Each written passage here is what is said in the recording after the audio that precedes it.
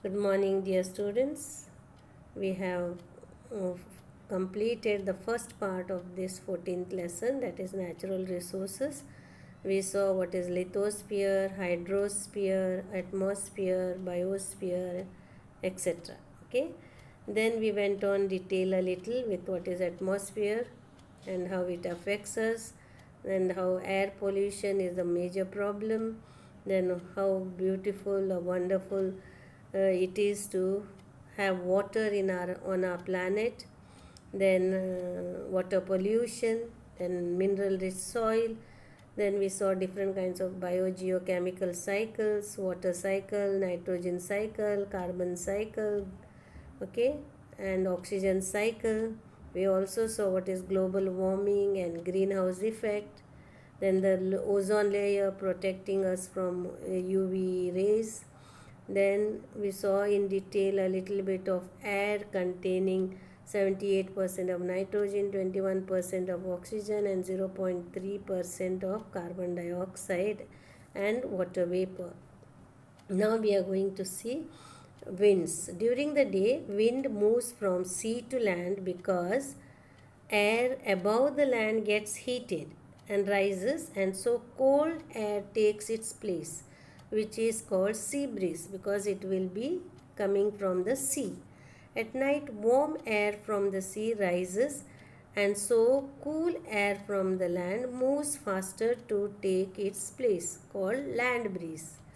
It controls the climate of the earth. Okay, so wind controls the climate of the earth. Now, rain. It is formed by the evaporation and condensation of water through water cycle. You have studied this last year. Rain is essential for life. Agriculture and water level in water bodies depend upon rain. It also increases the level of underground water by rainwater harvesting. Is that clear? Now, what is air pollution? A little more. The release of carbon dioxide, oxides of sulfur, nitrogen, carbon monoxide, vapor of hydrocarbons, lead, arsenic, nickel, fluoride, dust particle all cause pollution, which can cause respiratory, renal disorder, hypertension, that is high BP, stress, eye irritation, heart ailment, and cancer. It also reduces growth of plants by degeneration of chlorophyll. Patches or spots of color on leaves can be found. Then, air acidic rain. Acidic oxides of sulfur, that is sulfur dioxide, sulfur trioxide, and nitrogen dioxide, cause acidic rain, which forms sulfurous acid, sulfuric acid, and nitric acid with rainwater.